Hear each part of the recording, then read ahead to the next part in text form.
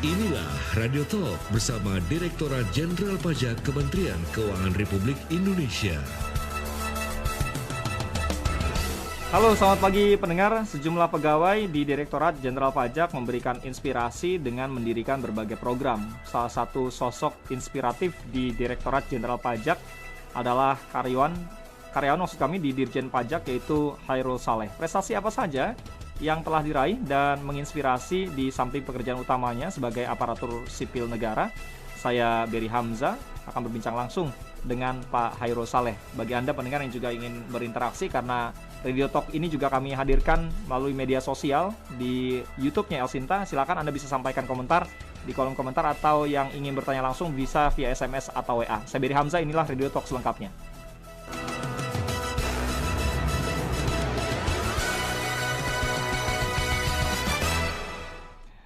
Ya, selamat pagi untuk para pendengar yang baru saja bergabung. Kembali dengan saya Beri Hamzah. Di kesempatan kali ini kita akan membahas tentang pajak, tapi beda ya dengan sebelum-sebelumnya. Kalau dengar kata pajak, sepertinya kita langsung terngiang-ngiang suatu institusi yang sangat rigid ya.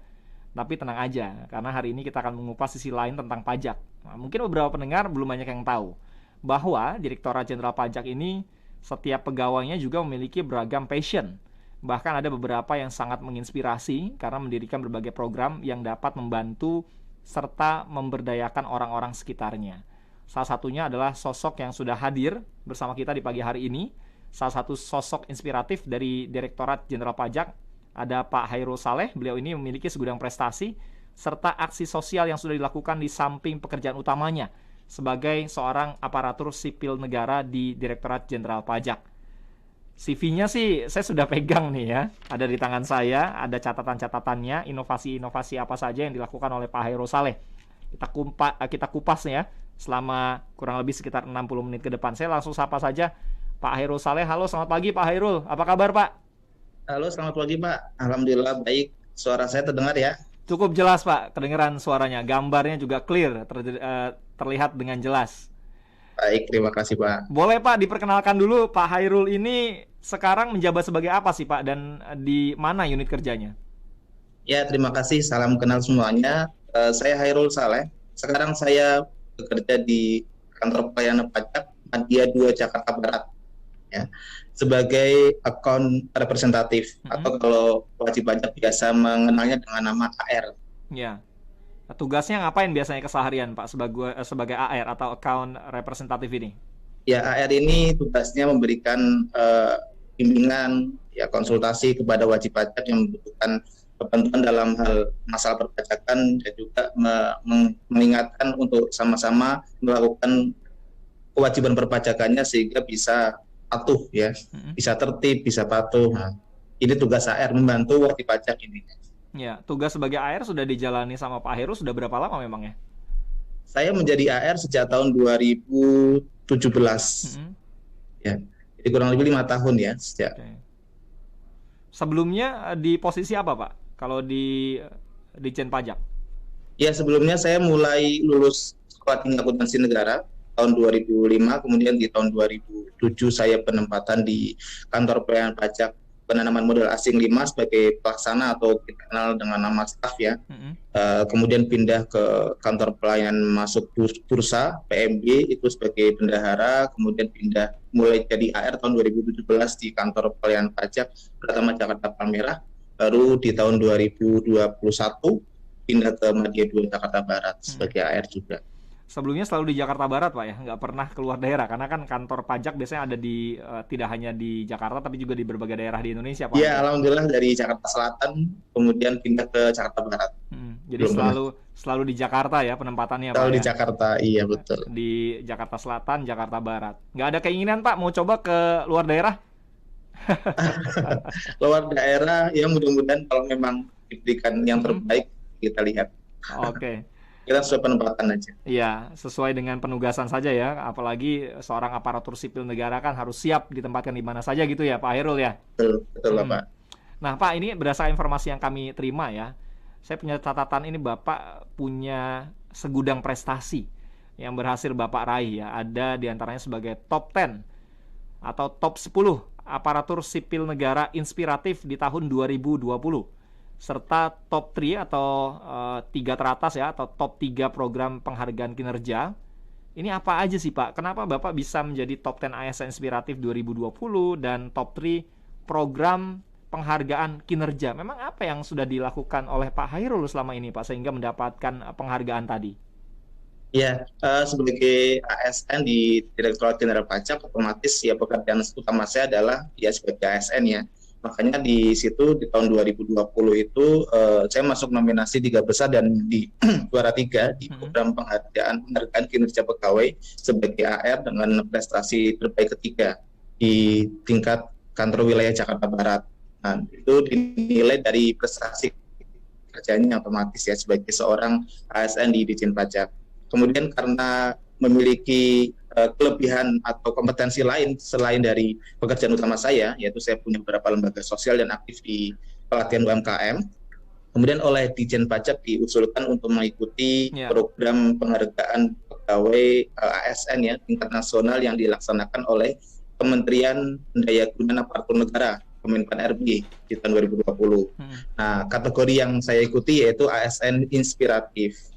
ASN Inspiratif ini salah satu poinnya adalah seorang ASN yang memberikan dampak yang cukup besar bagi masyarakat dan juga dia punya kinerja yang baik di instansinya.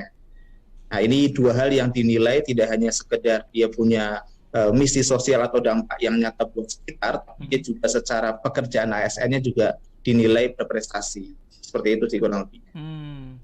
Luar biasa. Ini patut juga nih ya menjadi contoh bagi aparatur sipil negara yang lain, tidak hanya memberikan pelayanan kepada masyarakat tapi ada hal lain di luar itu yang juga dilakukan oleh Pak Hairul Saleh. Nanti kita akan lanjutkan lagi ya pembahasannya karena saya punya catatannya. Ini saya mungkin sedikit saya bacain ya. Mungkin ada banyak lagi nih sebetulnya catatannya, nanti mungkin Pak Hairul bisa cerita ya. Pendiri Yayasan Sahabat Quran Depok ya. Yayasan ini memiliki fokus pada pengajaran Al-Quran kepada masyarakat. Program yang diadakan diantaranya adalah program Tafiz dan TPA. Kemudian juga pendiri Yayasan Rumah Marketer Indonesia. Yayasan ini berfokus untuk membantu memasarkan produk UMKM. Nah, yayasan ini juga menyediakan jasa pemasaran, fotografi, desain logo kemasan dan brosur, serta pelatihan internet marketing dan bisnis. Wah, ternyata ada pelatihannya juga ya. Lalu juga juara 3 program penghargaan kinerja atas pencapaian target pajak tiap tahunnya. Ini berkaitan dengan pekerjaan Pak Hairul ya, penugasannya. Lalu juga sebagai pendiri pasar online bagi UMKM terdampak pandemi. Program yang hanya berbasis grup WA ini atau WhatsApp ini sudah berhasil meluncurkan katalog belanja pasar online. Lalu juga pasar online peduli dan kelas bisnis pasar online. Pemilik dan juga pendiri Alabala Store dan oleh-oleh depok.id. Mungkin bisa dicek juga nih ya sama pendengar serta netizen El Sinta. Toko online ini merupakan wadah untuk membantu pemasaran produk UMKM di Depok dan juga ternyata aktif memberikan pelatihan bisnis dan digital marketing kepada UMKM. Pak, ini banyak banget prestasinya. Masih sempat banget Pak, selain sebagai ASN tapi masih sempat juga untuk peduli dan ngurusin hal semacam ini Pak, yang apa ya, manfaatnya luar biasa loh untuk masyarakat luas. Gimana tuh ngebagi waktunya?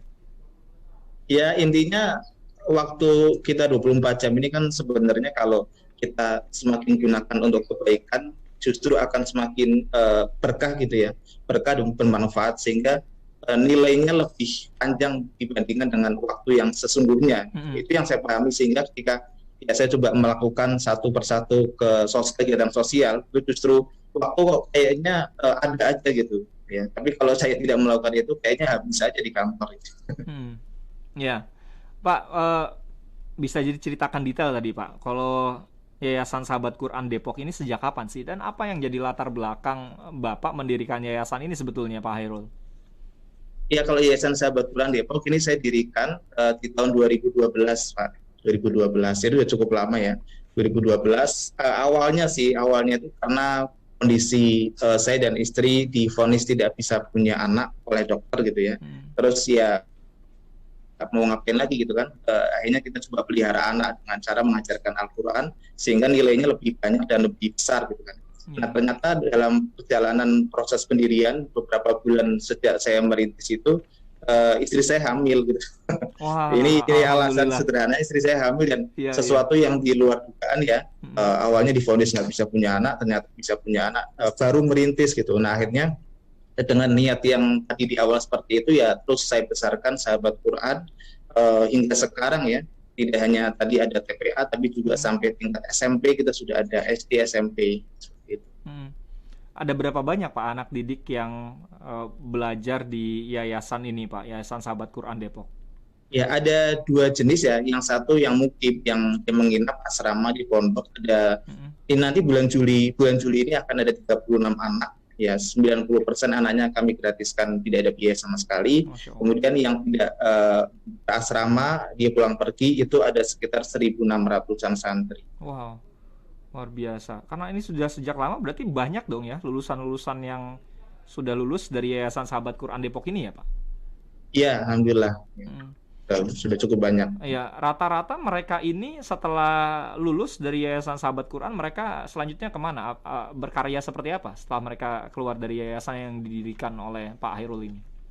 Sebenarnya kalau dia sekolah formal, ya kayak misalnya SD, lulus ya dia melanjutkan ke tempat yang lebih tinggi ya, SMP ya. Mm-mm. Atau kalau yang dia TK lanjut ke SD. Tapi yang non formal ini ketika mereka gabung untuk belajar, dia biasanya kita tekankan yang namanya belajar Al-Quran itu bukan semester dua tahun setahun selesai, tapi seumur hidup gitu. Itu yang kami tekankan, bahwa ketika orang mau belajar Al-Quran niatkan nanti sampai husnul khotimah gitu ya baru selesainya. Mm. Jadi sebenarnya nggak ada alumni, karena ketika mereka gabung ya mereka kami dorong belajar sampai wafat lah, seperti itu. Mhm.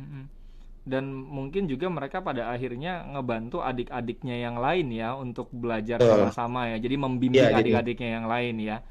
ya betul, semakin meluas lah ya Mhm. manfaat seperti itu. Jadi ilmu yang sudah didapat kemudian diamalkan lagi, dijariakan lagi dengan mengajarkan adik-adiknya yang lain gitu ya Pak Hairul ya. Ya betul, terus. Luar biasa. Ini mungkin ada pendengar yang juga ingin interaksi. Jadi sisi lain yang kita bahas tidak hanya soal pajak di pagi hari ini, tapi Iya. ada pegawai pajak yang sosoknya inspiratif dan mungkin juga bisa menjadi contoh atau mengajak juga untuk para pendengar yang lain atau ASN di Direktorat Jenderal Pajak untuk melakukan hal yang sama dengan Pak Hairul. Pak, kita akan jeda dulu Pak. Ya, Nanti baik. kita akan lanjutkan lagi ya. Karena saya Oke, masih siap. penasaran juga nih tentang Yayasan Rumah Marketer Indonesia. Nah, ini duluan mana nih? Yayasan Rumah Marketer Indonesia dengan Yayasan Sahabat Quran Depok. Kalau tadi kan Yayasan Sahabat Quran Depok dimulai sejak tahun 2012. Ada cerita di balik itu yang tadi juga sudah diceritakan oleh Pak Hairul. Kita akan jeda dulu. Setelah yang berikut ini kita akan lanjutkan kembali. Radio Talk bersama Direktorat Jenderal Pajak Kementerian Keuangan Republik Indonesia. Dari sisi kanan, petarung dengan karakter 16 digit angka yang di dalamnya terdapat angka khusus yang berisi kode wilayah, tanggal kelahiran, serta nomor urut penerbitan. Inilah kita sambut NIK. Dari sisi kiri, petarung dengan karakter 15 digit angka diisi dengan kode jenis wajib pajak, nomor khusus, kode KPP, dan kode pemusatan. Inilah kita sambut NPWP. NIK dan NPWP nampak sudah memakai kuda-kuda. Mereka sudah maju selangkah dan... Apa yang terjadi saudara-saudara? Ternyata NIK dan NPWP berintegrasi. Sekarang, wajib pajak orang pribadi diberi kemudahan karena NIK sudah berfungsi sebagai NPWP. Namun Anda tidak perlu khawatir. Kewajiban membayar pajak hanya berlaku untuk orang pribadi yang berusia 18 tahun ke atas dan memiliki penghasilan di atas PTKP. Untuk informasi lebih lanjut, hubungi Kering Pajak di 1500 200. Pajak kuat, Indonesia maju. Radio Talk bersama Direktorat Jenderal Pajak Kementerian Keuangan Republik Indonesia. Ya, Radio Talk di pagi hari ini dengan Direktorat Jenderal Pajak Kementerian Keuangan Republik Indonesia. Direktorat Jenderal Pajak Kementerian Keuangan Republik Indonesia tidak spesifik membahas pajaknya ya, tapi ternyata di balik Direktorat Jenderal Pajak ini ada sosok inspiratif. Nah, salah satunya adalah aparatur sipil negaranya. Ada Pak Hairul Saleh, beliau adalah account representatif yang unit kerjanya yaitu sebagai seksi pengawasan 6 KPP Madya 2 Jakarta Barat. Tadi di awal kita sudah mendengarkan juga prestasi-prestasi yang disampaikan oleh Pak Hairul ya. Pak, ini salah satunya tadi ada Yayasan Rumah Marketer Indonesia. Nah ini yayasannya tadi sedikit saya dengungkan ya, ceritanya tentang apa, membantu memasarkan produk UMKM. Kalau latar belakangnya kan tadi di Yayasan Sahabat Quran Depok sudah diceritakan. Nah kalau Yayasan Rumah Marketer Indonesia ini apa sih latar belakang atau cikal bakalnya, kenapa Bapak mendirikan yayasan ini?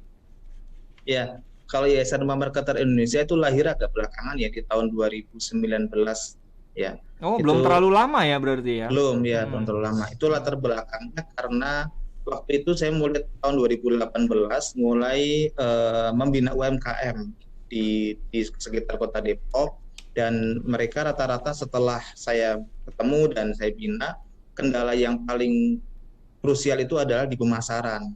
Ya, jadi produknya bagus, legalitas sudah lengkap, ternyata tidak cukup kalau belum terjual. Ya, nah ini mereka sibuk produksi, akhirnya nggak ada yang fokus di pemasaran. Saya pikir kalau saya membantu mereka dengan membuat satu tempat atau satu platform yang bisa memasarkan, ini akan sangat membantu. Nah akhirnya ya sudah kita buat sebuah lembaga badan hukum, ya tujuannya agar tidak hanya sekedar memasarkan sebenarnya, tapi juga membantu mereka memberikan pelatihan dan pembinaan. Ya, jadi kalau ada yang ingin belajar pun kami fasilitasi dengan pelatihan, pendampingan bisnis agar produk mereka semakin laku terjual seperti itu. Ini kegiatan-kegiatannya banyak ya tadi ya. Jasa pemasaran, fotografi, desain logo kemasan dan brosur, serta pelatihan internet marketing dan bisnis. Latar belakangnya agak jauh ya Pak, kalau dilihat dengan tadi Bapak lulusan Sekolah Tinggi Akuntansi Nasional, tapi masuknya sekarang nih ke bidang pemasaran nih. Belajar dari mana sebelumnya sampai pada akhirnya tadi saya mendirikan yayasan ini deh gitu. Iya, jadi awalnya memang saya suka dengan yang namanya jualan ya. Jualan itu aktivitas yang bagi saya itu adalah kegiatan menolong orang lain yang dibayar gitu ya.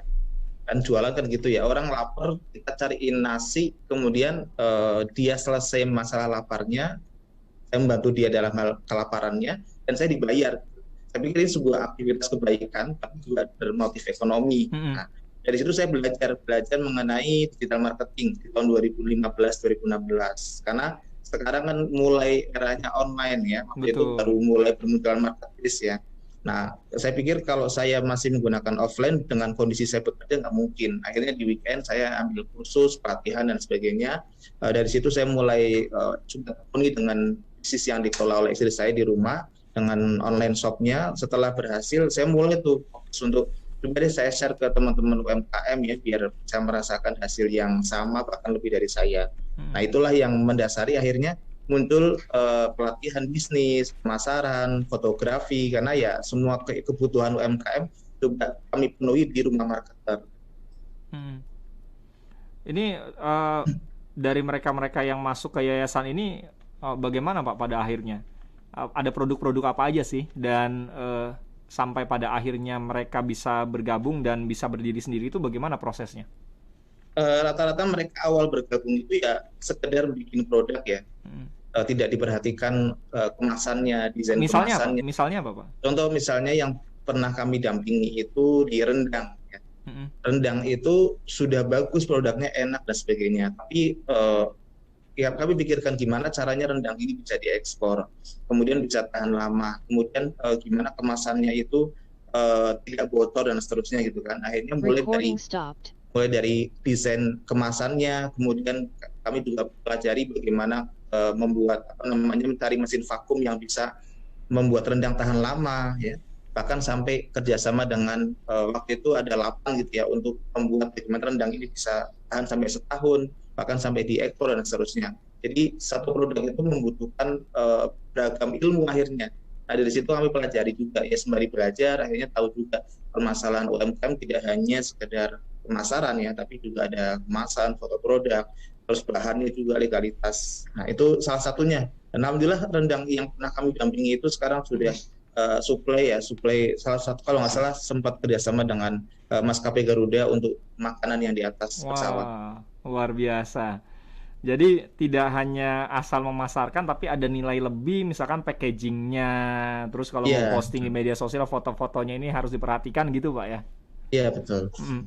Kalau Pak Hairul sendiri punya produk sendiri, Pak, produk pribadi yang mungkin juga itu jadi cikal bakal kenapa pada akhirnya belajar bagaimana digital marketing, foto, desain produk dan lain sebagainya. Enggak, kalau produk sendiri yang produksi nggak ada. Oh. Saya hanya membantu memasarkan saja. Jadi di tempat saya ada, kalau dulu memang ada oleh-oleh Depok ya, sekarang sudah saya ganti nama namanya yukjajan.com ya. Mm-mm. Yukjajan.com itu pun sudah ada di Play Store, sudah ada aplikasinya di Play Store, Mm-mm. di Google Play Store. Nah itu memasarkan produk-produk UMKM. Ada yang mereka supply ke tempat saya, di tempat rumah saya, toko saya. Ada juga yang mereka hanya sekedar dipasarkan saja, dalam artian produknya nggak disuplai, langsung dikirim dari si produsen. Jadi saya nggak produksi, saya hanya bantu pasarin aja. Iya. Ada kesan apa sih, Pak? Ini kan lumayan lama ya, meskipun kalau yayasan yang kedua nih, Rumah Marketer Indonesia ini baru tahun 2019, tapi yang Yayasan Sahabat Quran Depok ini lama sekali dari tahun 2012, kurang lebih sekitar 10 menuju ke 11 tahun ya. 11 tahun, iya. Yayasan Sahabat Quran Depok ini. Apa yang paling berkesan, Pak, selama mengelola sekian banyak yayasan ini maupun pelatihan UMKM tadi?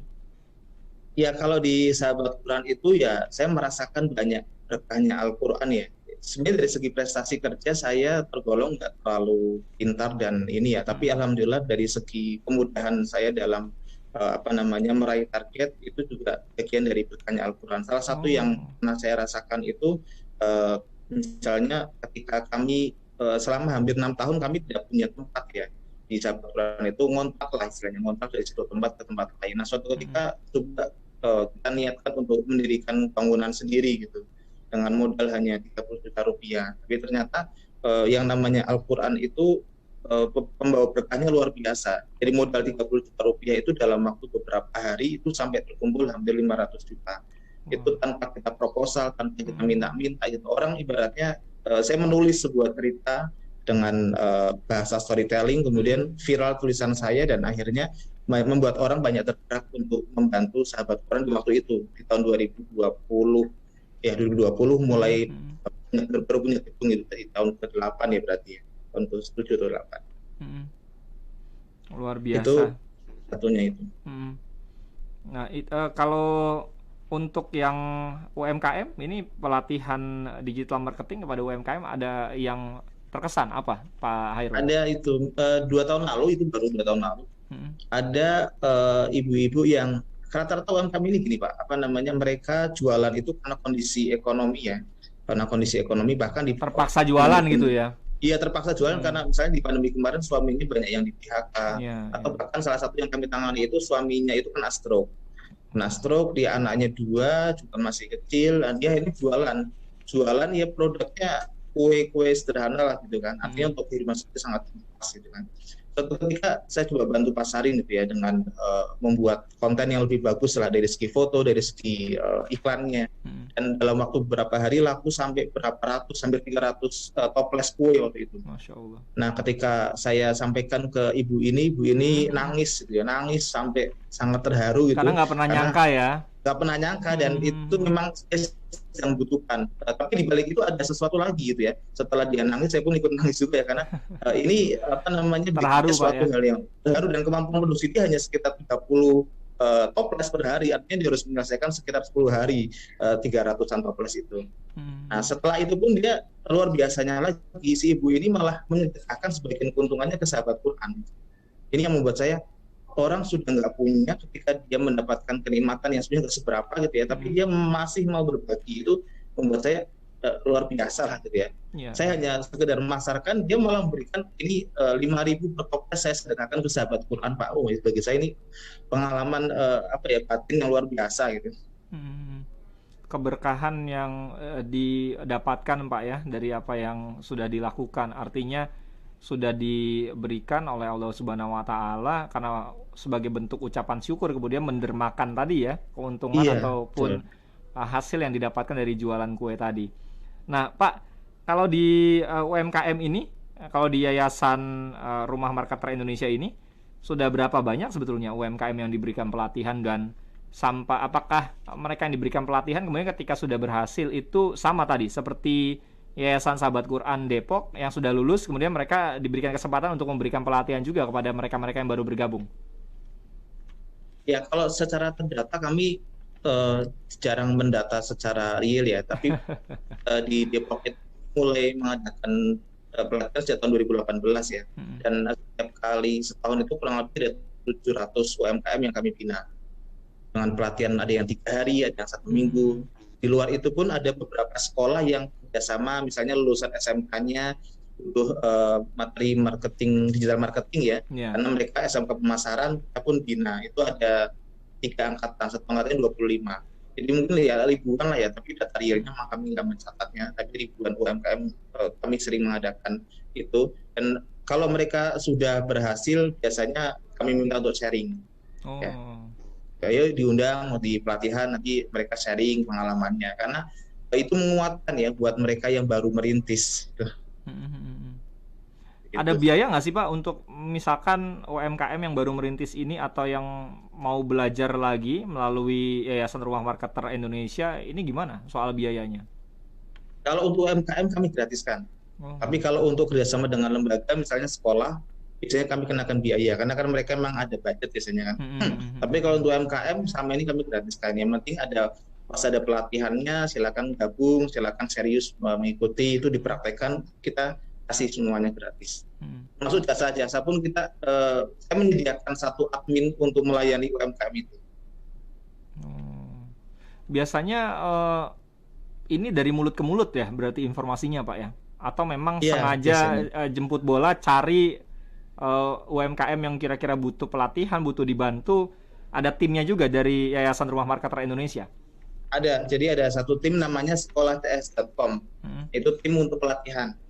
Nanti kalau para pendengar bisa cek sekolahts.com, di situ ada biaya, tapi biaya buat yang lembaga biasanya. Nah, itu timnya ada, tim pengajarnya itu siap diundang kemana-mana gitu ya. Kemudian ada juga tim yang untuk desain sama fotografi ada juga. Saya hanya di belakang layar. Oke, baik. Ini luar biasa. Nanti kita lanjutkan karena hal yang dilakukan oleh Pak Hairul ini nggak cukup nih kalau kita bahas kalau tanpa dijeda, biar bikin penasaran para pendengar juga Pak. Nanti kita akan lanjutkan karena di satu sisi ya dalam mengelola yayasan atau lembaga ini kan juga harus diiringi ya dengan kemampuan leadership, manajemen sumber dayanya juga harus mumpuni. Nanti kita akan bahas mengenai hal itu, termasuk bagaimana Pak Hairul misalkan membagi tugasnya dengan kesehariannya ya, sebagai seorang aparatur sipil negara. Kadang-kadang bentrok nggak sih? Jangan sampai dong tugas utamanya sebagai aparatur sipil negara nih, memberikan pelayanan kepada masyarakat sebagai account representatif justru terbengkalai. Tapi rasa-rasanya nggak terbengkalai karena tadi ada prestasi juga yang sudah diraih oleh Pak Hairul Saleh sebagai seorang aparatur sipil negara. Nanti kita akan lanjutkan lagi. Radio Talk bersama Direktorat Jenderal Pajak Kementerian Keuangan Republik Indonesia. Dari sisi kanan petarung dengan karakter 16 digit angka yang di dalamnya terdapat angka khusus yang berisi kode wilayah, tanggal kelahiran, serta nomor urut penerbitan. Inilah kita sambut NIK. Dari sisi kiri petarung dengan karakter 15 digit angka diisi dengan kode jenis wajib pajak, nomor khusus, kode KPP, dan kode pemusatan. Inilah kita sambut NPWP. NIK dan NPWP nampak sudah memakai kuda-kuda. Mereka sudah maju selangkah dan apa yang terjadi saudara-saudara? Ternyata NIK dan NPWP berintegrasi. Sekarang, wajib pajak orang pribadi diberi kemudahan karena NIK sudah berfungsi sebagai NPWP. Namun Anda tidak perlu khawatir. Kewajiban membayar pajak hanya berlaku untuk orang pribadi yang berusia 18 tahun ke atas dan memiliki penghasilan di atas PTKP. Untuk informasi lebih lanjut, hubungi Kering Pajak di 1500-200. Pajak kuat, Indonesia maju.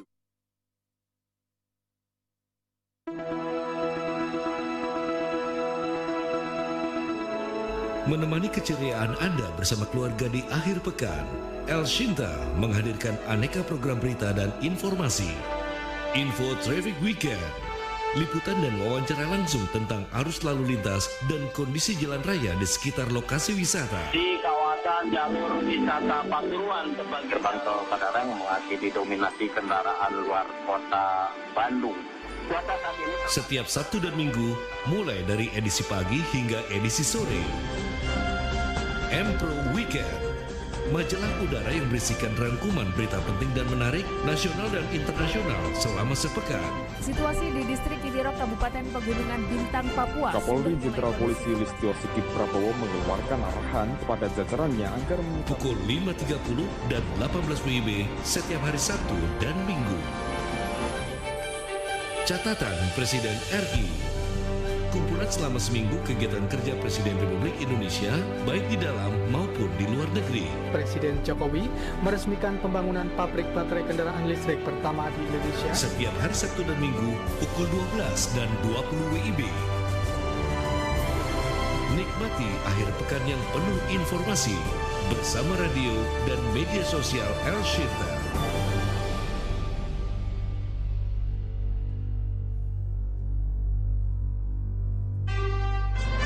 Radio Talk bersama Direktorat Jenderal Pajak Kementerian Keuangan Republik Indonesia. Selamat pagi untuk Anda pendengar dan juga netizen ya yang baru saja bergabung bersama kami di pagi hari ini. Kita sedang dalam Radio Talk bersama Direktorat Jenderal Pajak, tapi sangat berbeda dibandingkan dengan Radio Talk sebelum-sebelumnya. Jika sebelum-sebelumnya mungkin kita banyak sosialisasi tentang program-program dan capaian yang dilakukan atau sudah diperoleh oleh Direktorat Jenderal Pajak. Nah, sesekali memang kita perlu juga, ternyata di balik Direktorat Jenderal Pajak ada sosok inspiratif ya. Mungkin bukan hanya Pak Hairul, tapi ada juga Pak Hairul lainnya di tubuh Direktorat Jenderal Pajak. Tapi kali ini salah satunya yang kami hadirkan adalah Pak Hairul Saleh. Beliau adalah aparatur sipil negara atau ASN yang jabatannya sebagai account representatif yang bertugas atau unit kerjanya di Seksi Pengawasan 6 KPP Madya 2 Jakarta Barat. Kenapa sih saya bilang sebagai salah satu sosok inspiratif dari Direktorat Jenderal Pajak? Karena selain ada prestasi sebagai aparatur sipil negara, ada penghargaan yang diperoleh ya oleh Pak Hairul. Beliau ini juga mendirikan Yayasan Sahabat Quran Depok. Kemudian juga mendirikan Yayasan Rumah Marketer Indonesia. Nah, kedua yayasan ini memang berbeda tujuannya, karena yang pertama adalah fokus pada memberikan pengajaran Al-Quran kepada masyarakat. Nah, program yang diadakan diantaranya adalah program tahfiz dan TPA. Sudah banyak lulusannya juga yang kemudian pada akhirnya ikut membantu anak didik lainnya dari Yayasan Sahabat Quran Depok ini. Selain itu juga ada beberapa UMKM yang sudah dibantu melalui Yayasan Rumah Marketer Indonesia ini, diantaranya yaitu menyediakan jasa pemasaran, fotografi, desain logo kemasan dan brosur, serta pelatihan internet marketing dan juga bisnisnya. Nah, khusus untuk UMKM yang mungkin ingin mendapatkan pelatihan di Yayasan Rumah Marketer Indonesia ini tidak dipungut biaya sama sekali. Banyak kegiatan lainnya, tapi kita lanjutkan. Pak Hairul, ini segudang prestasi ini, kemudian juga dengan tugas sebagai seorang aparatur sipil negara yang memberikan pelayanan kepada masyarakat, khususnya di Jakarta Barat ya. Ini kan butuh bagi waktu nih Pak. Gimana tuh Pak Hairul ngebagi waktunya Pak? Ya, kalau sekarang intinya sih gini ya. Di saat saya sedang di jam kerja ya, saya fokus di pekerjaan. Nah, sementara bagaimana yang saya call dengan yang lainnya gitu ya. Yayasan saya itu ada 4 ya. Sahabat Quran, Rumah Marketer, ada juga Bangkit Budaya Mulia, satu lagi Yayasan Beasiswa Pendidikan. Nah, mengatur waktunya adalah saya punya waktu sekitar 2-3 jam di perjalanan. Karena rumah saya di Depok menuju ke Jakarta Barat, kurang lebih pulang pergi 3 jam lah gitu ya. Nah, di perjalanan itu saya sengaja menggunakan kereta. Mungkin bagi orang ya di kereta mungkin scrolling gitu ya, main HP. Nah, saya di kereta itu biasanya koordinasi dengan teman-teman di yayasan ataupun di yayasan saya yang saya kelola. Jadi ibaratnya hari ini mau ngapain nih? Saya meeting ya di atas kereta itu. Via grup WA saya ngatur hari ini harus gini semuanya, nanti sampai kantor udah selesai. Urusan saya hanya memberikan pengawasan sama memanage aja, mengelola. Setelah itu mereka yang melaksanakannya, sudah ada karyawan di yayasan. Ya kalau meeting dengan pengurus di malam hari, Jadi pulang kerja nanti sekitar jam 8 malam kami meeting secara online. Dari dulu Mas seperti itu polanya. Terkait dengan yayasan-yayasan, kadang meeting dengan staff dilakukan di weekend. Iya. Jadi bisa disiasati sebenarnya sih seperti itu. Jadi betul-betul memanfaatkan waktu yang ada Pak ya untuk manage tanpa mengesampingkan atau mengabaikan tugas utama sebagai seorang aparatur sipil negara Pak ya. Iya betul, memang harus seperti itu sih. Nah, ini kan butuh leadership juga Pak. Pernah ngalamin kesulitan nggak sih Pak untuk tadi yang ngebagi waktu dan ngatur berbagai macam kegiatan yang banyak ini Pak? Pernah ada kesulitan terbesar mungkin yang pernah dialami oleh Pak Hairul selama memanage beberapa yayasan tadi dan bertugas sebagai seorang ASN? Memang kesulitan dalam mengelola lembaga seperti ini kan di SDM ya, lagi-lagi ya. Di SDM itu kan otomatis kami merekrut anak-anak muda karena memang intinya sih dari yayasan itu juga bisa membuka lapangan kerja ya. Alhamdulillah dari sini ada sekitar 100-an orang yang kami berikan lapangan kerja, dan untuk mengatur sebanyak ini kan tidak mudah. Nah ini yang selalu menjadi concern saya harus terus belajar mau nggak mau. Misalnya ketika mereka ada inisiatif yang kurang, ya mau nggak mau saya yang memberikan pantingan gitu ya. Ini pelecut semangat gitu ya misalnya ya. Mau nggak mau akhirnya saya semangat, jadi ya harus memotivasi, memberikan secara tugas secara detail, kemudian meng-coaching dan seterusnya. Itu bagian yang bagi saya terus saya lakukan. Itu ada berapa banyak Pak kalau teman-teman yang ada di Yayasan Sahabat Quran Depok, ada berapa yang jadi pengurus atau membantu kegiatan di yayasan ini? Kalau Yayasan Sahabat Quran Depok ini alhamdulillah sudah punya cabang di Balike Sumatera Utara dan ke Aceh, kemudian di Depok ada cabang juga selain di kantor pusatnya. Jadi kami ada 100-an guru, kemudian ada 6 pengurus inti, kemudian ada 6 pengurus ini manajer ya, kemudian ada juga staf admin ada 4. Mereka ini memang tetap ya, artinya bertugas di Yayasan Sahabat Quran Pak ya? Iya betul, kalau guru mengajar di Sahabat Quran, kemudian kalau staf admin juga, tapi kalau untuk pengurus sistemnya hanya ya tidak daily ya, tidak setiap hari dia di kantor, dia diperlukan aja di ke kantor. Iya. Nantinya apakah ada juga orang-orang tertentu yang memang pekerjaannya sebagai volunteer atau sebagai relawan saja misalkan Pak, mengajar di Yayasan Sahabat Quran Depok ini? Ada beberapa yang pernah saya bantu, dalam artian Yayasan Sahabat Quran bantu atau rumah mereka terbantu, mereka akhirnya menjadi volunteer, relawan. Ya, ada yang relawan dalam hal tenaganya, ilmunya, dan juga yang dalam hal mendermakan hartanya seperti itu. Ada sebanyak dan banyak gitu. Mungkin banyak juga yang membantunya ini donasi gitu ya untuk keberlangsungan dari Yayasan Sahabat Quran Depok gitu ya. Ya benar.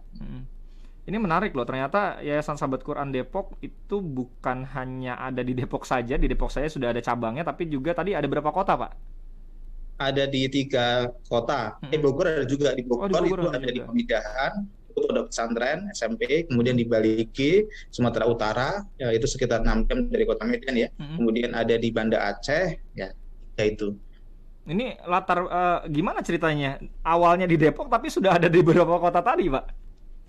Ya, ada pengurus kami juga orang-orang yang masih sibuk bekerja dan mereka dimutasi. Kalau saya mutasinya hanya di Jakarta saja, memang kayaknya harus concern gawangi. Oh, ini teman-teman dari DJP juga berarti?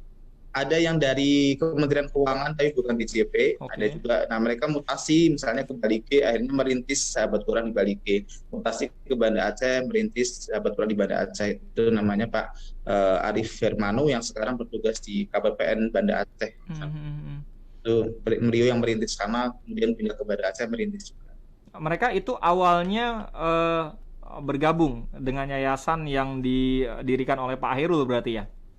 Iya betul, bergabung, kemudian punya visi yang sama, akhirnya yuk kita bareng-bareng membesarkan. Berarti banyak juga ya keterlibatan dari orang-orang yang ada di DJP secara khusus atau pada umumnya di Kementerian Keuangan ya, banyak yang seperti itu Pak ya? Iya, mereka yang punya keinginan yang sama, visi yang sama.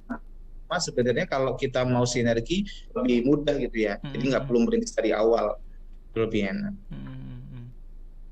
Pak, kalau dari DJP atau Kementerian Keuangan sendiri tadi ya, ini kan di luar mereka-mereka yang punya passion yang sama nih dengan Pak Hairul, ada nggak sih secara khusus misalkan dari DJP atau Kementerian Keuangan memberikan dukungan yang pernah diterima oleh Pak Hairul ya dan teman-temannya di 2 yayasan ini, atau tadi ada 1 yayasan juga menyelenggarakan aksi sosial ini Pak dalam bentuk pendirian yayasan serta pelatihan UMKM ini?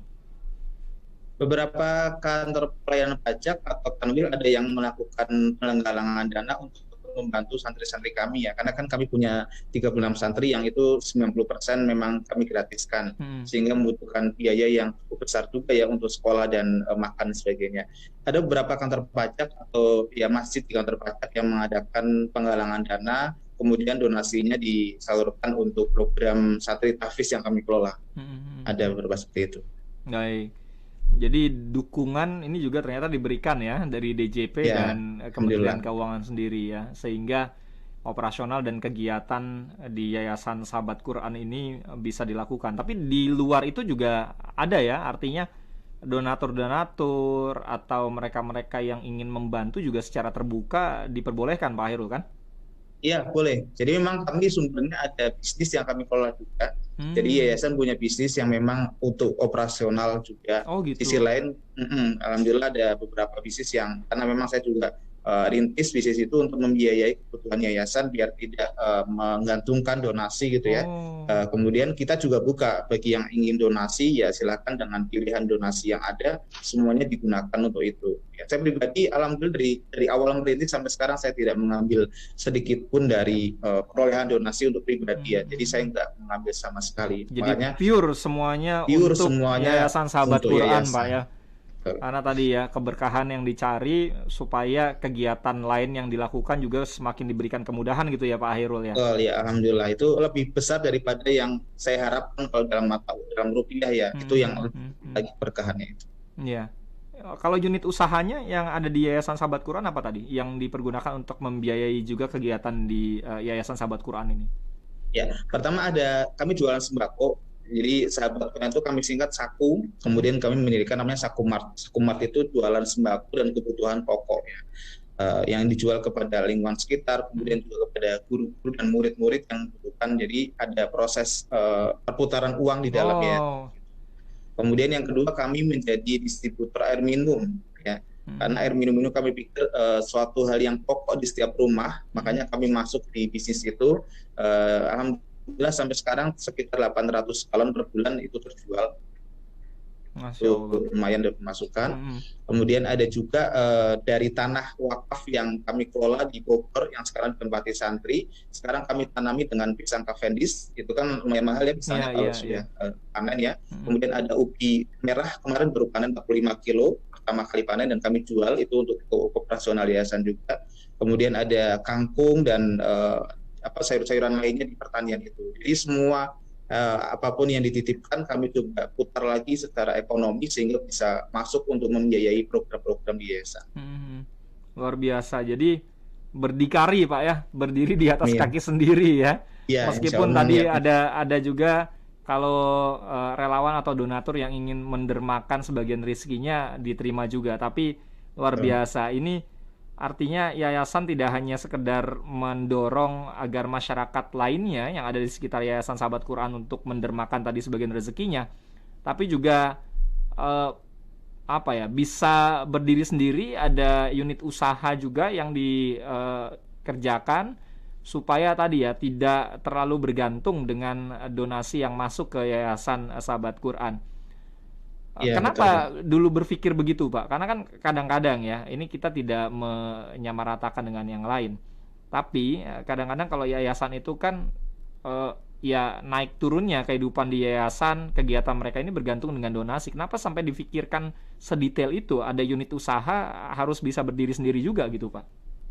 Saya ingin nanti ke depannya itu guru itu digaji bukan dari uang infak, tapi dari laba dari bisnis yayasan, sehingga kemuliaan guru itu tidak dibayar hanya dari uang infak yang dibayarkan atau diinfakkan oleh orang lain gitu ya. Jadi kalau kayak gitu kan seakan ya kalau nggak ada yang lagi dapat besar dibayarnya besar gitu misalnya. Iya, jadi biar guru itu, apalagi guru Al-Quran itu kan tingkatannya sangat mulia gitu ya.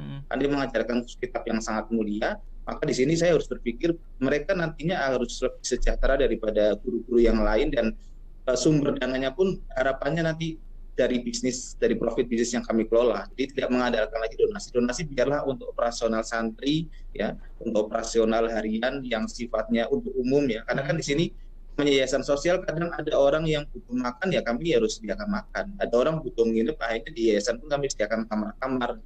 Jadi ini tidak hanya fokus di pendidikan Al-Quran, tapi juga ingin menerjemahkan Al-Quran dalam bentuk aksi nyata. Ya. Makanya di kami ada kegiatan bagi-bagi namanya ini warung sembako gratis. Itu setiap bulan sekali kami undang orang-orang yang kurang mampu, kami kasih sembako gratis. Beramal juga ya, jadi menampung mereka yang ingin belajar Al-Quran, jadi tahfiz dan belajar juga di TPA-nya, tapi juga ada kegiatan sosial di balik kegiatan dari Yayasan Sahabat Quran Depok ini, Pak ya? Iya, betul. Pak Hairul, kita jeda kembali Pak, nanti kita akan lanjutkan lagi, karena tadi ada beberapa hal lainnya ya, ada Alabala Store dan oleh-oleh-depok.id yang tadi juga sudah ada aplikasinya, nanti kita bahas ya. Mengenai hal itu, termasuk juga kaitan antara inovasi dengan program sosial yang sudah dilakukan oleh Pak Hairul dengan peran Bapak juga sebagai seorang aparatur sipil negara ya, khususnya di DJP. Nanti kita akan bahas, kita lanjutkan lagi setelah yang berikut ini. Radio Talk bersama Direktorat Jenderal Pajak Kementerian Keuangan Republik Indonesia. Pendengar, di masa pandemi ini tidak ada alasan bahwa bisnis atau kegiatan kita terhenti. Justru kita perlu lebih kuat melakukannya. Promosikan segala produk, kegiatan, atau capaian institusi Anda di radio dan media sosial El Shinta. Dengan jaringan radio nasional dan engagement medsos yang tinggi, pas untuk bisnis kita. Beriklan, hubungi tim sales El Shinta di 081 180 6543 atau 021 5869000 dan email marketing@elshinta.com.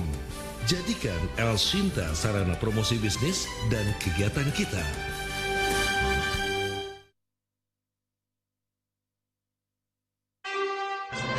Radio Talk bersama Direktorat Jenderal Pajak Kementerian Keuangan Republik Indonesia. Tidak terasa pendengar, sudah hampir 1 jam kita ngobrol-ngobrol dengan Pak Hairul Saleh. Beliau adalah aparatur sipil negara sebagai account representatif di Seksi Pengawasan 4 KPP Madya 2 Jakarta Barat. Salah seorang aparatur sipil negara dari Direktorat Jenderal Pajak yang inspiratif ya, sosok inspiratif yang bisa menginspirasi masyarakat atau bahkan sosok-sosok lainnya, ASN lainnya di Dirjen Pajak di Kementerian Keuangan. Nah, Pak Hairul, ini tadi Pak, ada kaitannya nggak sih sebetulnya antara inovasi-inovasi atau program sosial yang sudah dilakukan Pak Hairul dengan peran Bapak juga sebagai seorang ASN Pak, khususnya di DJP Pak? Ya, pasti ada kaitannya ya. Jadi wajib pajak itu kan intinya semua orang yang tinggal di Indonesia yang punya penghasilan yang diperoleh di Indonesia gitu kan. Nah, ketika saya contohnya membina UMKM, mereka ini kan sebenarnya wajib pajak juga. Nah, biasanya orang ketika mendengar kata pajak itu sudah langsung menakutkan gitu ya. Harus bayar gitu kan. Bayar pajak harus bayar dan sebagainya. Kayak kesannya itu orang pajak itu kayaknya menakutkan gitu ya. Nakutin. Menakutin. Sehingga bahasan-bahasan pajak selalu dihindari. Nah, saya coba menampilkan sisi lain bahwa pajak itu adalah sesuatu yang sebenarnya nilainya lebih besar daripada apa yang selama ini kita bayangkan gitu ya, yang sekedar membayar kemudian ditagih dan seterusnya. Padahal kalau kita melihat dari sisi lain nanti akan memunculkan niatan mulia sebenarnya. Nah, ini yang saya coba lakukan edukasi ke UKM dengan saya ini orang pajak tapi saya akan bantu kalian dengan cara bagaimana omset kalian naik gitu kan. Ketika UMKM omsetnya naik, otomatis dia bisa berkontribusi lebih untuk negara. Ini harapannya ketika banyak UMKM yang saya bantu dan semakin besar bisnisnya, semakin besar pula dia bisa share ke negara ya, dan dengan cara yang tersadarkan sendiri karena merasa saya senang dibantu orang pajak, saya nyaman dan sebagainya. Mereka hanya suka membayar pajak, sadar sendiri. Inilah yang saya coba bangun sebenarnya. Ya, selain tentunya melalui pajak ada pemberdayaan ekonomi di balik itu ya, UMKM naik kelas, pajaknya bisa dikutip, pembiayaan terhadap keperluan kebutuhan dari pembangunan juga bisa dibiayai begitu ya, Pak Hairul? Betul, iya itu panjang sekali itunya ketika kita orang-orang kita sadarkan bahwa pajak itu bisa bernilai bermanfaat untuk nasional ya, maka orang akan terbayangkan bahwa itu hanya luar biasa. Misalnya kalau dulu kan ada pajak UMKM 0,5%, ya kecil sekali gitu kan bagi UMKM. Tapi ketika kita sampaikan itu dikumpulkan jadi satu, kemudian kita bangun rumah sakit, bangun sekolah, dan itu dipakai oleh banyak orang se-Indonesia, dengan kemudian anak itu jadi pintar, bisa membiayai dokter dan seterusnya, itu nilai keberkahannya itu yang kita bayangkan gitu. Yang kita bayangkan sehingga oh iya ya meskipun nggak seberapa, tapi kalau niatnya kita lihat tujuannya itu akan memotivasi orang lebih sadar. Iya. Atau jangan-jangan ada UMKM yang coba ikut pelatihan setelah tahu Pak Hairul ASN di DJP, akhirnya keluar Pak ketakutan karena takut nanti diikuti pajak misalnya gitu Pak. Nah selama ini malah ada. Agak putus-putus Pak, bisa diulangi Pak. Mereka tahu saya orang pajak. Oh iya, tes masih terputus-putus ya. Sudah jelas sekarang, silakan. Agak merah di sini. Oke. Selama ini alhamdulillah tidak ada yang merasa takut kemudian dia nggak datang lagi gitu ya. Justru mereka ketika saya arahkan, ayo ketika sudah mulai rapi bisnisnya, harus mulai menyiapkan diri untuk membuat perusahaan yang memiliki legalitas yang berbadan hukum. Untuk menuju ke sana harus punya NPWP. Nah akhirnya kita sadarkan, sebenarnya saya ajarkan bagaimana mereka membesarkan bisnisnya. Nah, pajak itu menjadi salah satu, kalau mau besar, misalnya menjadi PKP, mau nggak mau harus NPWP, harus mengurus pengukuhan pengusaha kena pajak, dan seterusnya. Nah, sebentar lagi kan hari pajak nih Pak ya, kaitannya di tanggal 14 Juli mendatang. Nah, bagaimana Bapak sebagai seorang ASN di DJP, kemudian juga membina UMKM, ada punya unit usaha juga, memaknai hari pajak ini Pak nantinya di tanggal 14 Juli 2022 Pak Hairul? Ya, hari pajak itu saya jadi ingat awal mulanya ditetapkan kan tahun 2018 ya. Itu kan di tanggal 14 Juli itu karena Bapak Rajiman Widya Diningrat pertama kali menyampaikan masalah pajak ini di sidang DPUPKI ya tahun 1945. Nah, saya pikir kalau semua orang punya inspirasi, inisiatif kebaikan untuk membangun negeri ini dengan caranya masing-masing ya, dengan kemampuan masing-masing, maka akan terbangun tidak hanya sekedar bermanfaat untuk sekitar, tapi akan bermanfaat khususnya orang-orang yang selama ini mungkin saya bina ya UMKM itu ya, dia bisa memunculkan partisipasi. Oh saya bisa membantu. Halo, agak terputus ini kayaknya. Ya silakan Pak. Ya terputus tadi ya. Bisa diulangi Pak, bisa diulangi silakan. Oh ya maaf terputus ya tadi ya. Ya ketika bicara hari pajak, saya ingin sebenarnya orang itu memiliki kontribusi dalam arti inisiatif sebagaimana Bapak Rajiman Widya Diningrat dulu menyampaikan usulan pajak ini ya untuk pembangunan nasional dan dibuat dalam sebuah peraturan. Nah kalau setiap orang itu bisa memiliki inisiatif untuk memikirkan lingkungannya ya di hari pajak nanti atau memaknai hari pajak, maka masalah-masalah Indonesia ini, masalah negara ini sebenarnya akan selesai. Kalau pemerintah menangani semuanya kan proses yang lama ya, ada regulasi dan seterusnya. Tapi kalau setiap orang membayangkan bahwa setiap masalah lingkungannya itu adalah tanggung jawabnya dia sendiri dan juga pemerintahnya, maka itu akan memunculkan percepatan penyelesaian masalah ya. Sehingga hari pajak tidak dimaknai sebagai oh ini kita mengingat mulainya pajak. Ini mulainya orang memikirkan bagaimana menyelesaikan masalah negeri ini. Kalau setiap orang di lingkungannya, oh masalah di sekitar saya apa sih? Saya coba menjadi problem solver gitu ya, penyelesaian masalah, maka sebenarnya dia sedang melakukan perbaikan nasional, tapi dalam lingkup yang terkecil. Gitu. Ya, luar biasa. Jadi ketika kita sudah bisa memberdayakan orang sekitar untuk naik kelas, secara tidak langsung mereka kita edukasi juga untuk taat membayar pajak. Nah, dari pajak itulah bisa membangun fasilitas umum yang dibutuhkan untuk mengatasi persoalan yang terjadi di sekitar lingkungan kita. Kurang lebih seperti itu gitu ya Pak Hairul ya? Iya, kurang lebih seperti itu. Nah Pak, ada hal yang mungkin ingin disampaikan lagi kepada para pendengar Pak, agar juga bisa sama-sama misalkan menginspirasi dan bisa berdampak juga bagi orang sekitar. Minimal ketika ada masalah, bukannya kita nambah masalah, tapi kita jadi solusi tadi Pak. Problem solvingnya tadi. Gimana Pak Hairul? Ya, mungkin buat semuanya, saya ini menjadi pegangan saya pribadi gitu ya. Kalau kita fokus menyelesaikan masalah pribadi itu nggak akan ada selesainya sebenarnya. Karena pasti ketika kita hidup selalu ada masalah. Tapi kalau setiap kita ingin membantu menyelesaikan masalah orang lain, maka sesungguhnya kata Allah Subhanahu wa Ta'ala pasti masalahmu akan diselesaikan. Nah, kalau setiap orang fokusnya adalah masalah orang lain itu adalah peluang untuk saya bantu, maka akan tercipta tuh ekosistem. Orang saling tolong menolong, orang saling gotong royong, kemudian masalah terselesaikan. Masalah pribadi saya gimana? Itu sudah pasti dibantu sama Allah, karena itu sudah janjinya. Ya. Ketika kita sulit, jangan berarti justru di situ kita merasa sangat perlu dibantu. Tapi bagaimana ketika kita sulit, ternyata ada orang yang lebih sulit dibanding kita, jangan merajuk, tapi kita bantu dulu. Orang yang mengalami kesulitan, insya Allah nanti kesulitan kita itu juga akan segera selesai karena dibantu oleh Allah Subhanahu Wa Taala. Begitu Pak ya? Ya betul.